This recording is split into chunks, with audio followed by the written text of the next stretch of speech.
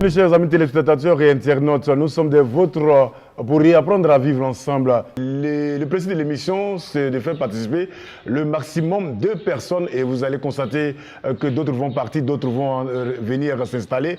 Voilà, ça sera comme ça jusqu'à la fin de l'émission. Abobo est à l'origine une voie de passage vers les zones productrices de cola.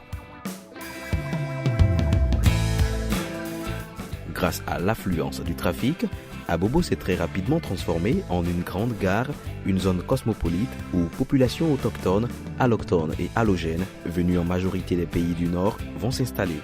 Ces populations ont vécu en harmonie jusqu'à ce que la crise post-électorale de 2011 vienne fragiliser et rompre cette harmonie.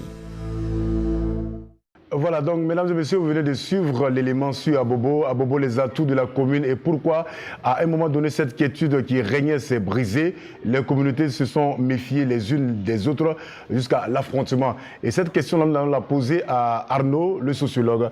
Abobo est donc ainsi devenu très rapidement une zone cosmopolite, un melting pot avec différentes communautés, des communautés autochtones, notamment les Achans, mais aussi des communautés allochtones qui sont venues des autres régions de la Côte d'Ivoire et même des communautés qui sont venues des pays limitrophes, des pays du Nord.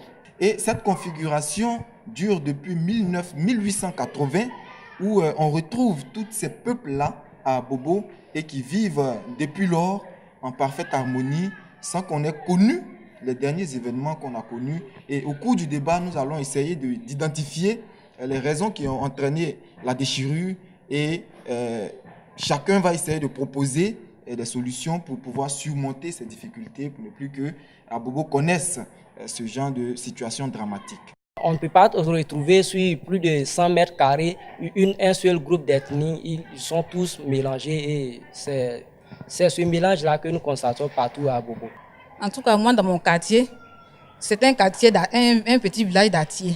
Mais ici, seulement, on ne trouve pas seulement que des Datiers. Moi, par exemple, je suis guérie, mais j'habite ici. Il y a plus de au moins 3 à 4 voisins qui sont des étrangers d'ici.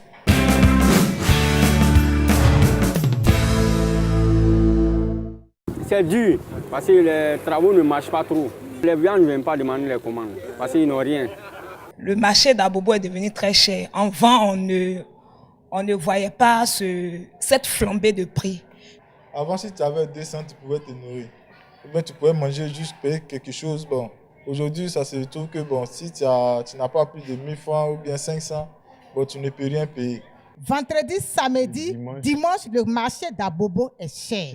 Parce que toutes ces personnes qui viennent dans ces différentes communes viennent faire...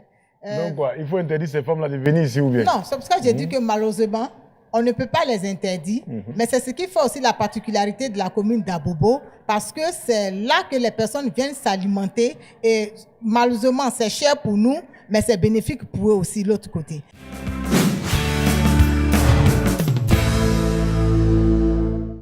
J'ai été étudiante en géographie, j'ai eu la maîtrise en géographie, mais maintenant je suis installée à mon compte, je vends un ticket poisson. Je suis en quête d'emploi et s'il n'y a pas la paix, bon, je vais vieillir sans avoir du travail. Ça me fait trop mal, franchement.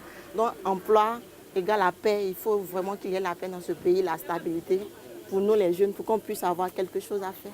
Cela ne peut pas empêcher la cohésion sociale du moment où les jeunes peuvent se mettre ensemble et eux-mêmes essayer de mettre en place les micro-projets pour pouvoir se prendre en charge. Si les jeunes se mettent ensemble, lui il a parlé tout à l'heure il est informaticien, s'il y a une autre personne qui peut-être dans le même domaine, ils peuvent créer leur entreprise tout de suite.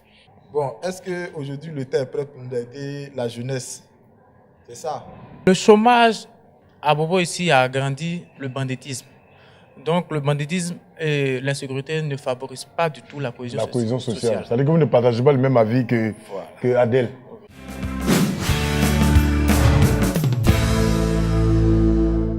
Parlons de la presse, on parle aussi des hommes politiques, parce que c'est avec les actes qu'ils posent. Ce sont ces actes que la presse se base sur ça pour pouvoir relater ça dans des journaux, à la télé, à la radio, un peu de tout quoi. Nous, on ne regarde plus la presse maintenant, on dit, on ne regarde plus la télé, on regarde dans la bouche de nos camarades. Donc, on aime trop écouter dans la bouche de nos camarades. On écoute beaucoup les on-dit. Les gens regardent les titres des journaux et viennent développer à la maison. Donc, voilà. Ça crée beaucoup de choses. C'est dans les maquis, dans les bars que nous partons nous informer. Donc, quand c'est comme ça, nous n'avons pas la vraie information et tout de suite, on va s'entre-déchirer. À Bobo particulièrement, les intervenants l'ont relevé, et la population est majoritairement analphabète. Cela pose le problème de la crédibilité, de la responsabilité, du rôle de la presse et des hommes politiques dans un contexte particulier. Notre émission touche à sa fin, mais bien avant cela, chacun de nous ici va faire des propositions pour la cohésion sociale, pour maintenir la cohésion sociale. Oui, pour la cohésion sociale, il ne faudrait pas que je garde dans contre mon ami et garde comme mon prochain. Je dirais que la cohésion sociale est une nécessité pour tout un chacun de nous.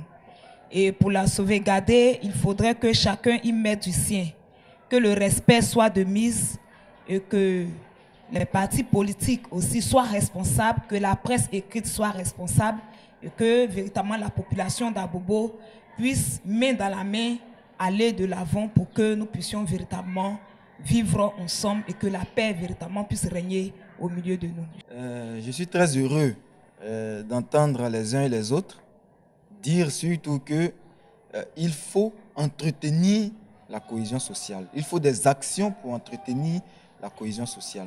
Ce qui veut dire que la cohésion sociale existe et qu'elle n'a jamais cessé d'exister ici à Abobo. Et je suis convaincu que même au plus fort de la crise, ces choses-là ont continué d'être. Voilà, donc mesdames et messieurs, nous avons eu beaucoup de propositions pour maintenir la cohésion sociale à Abobo.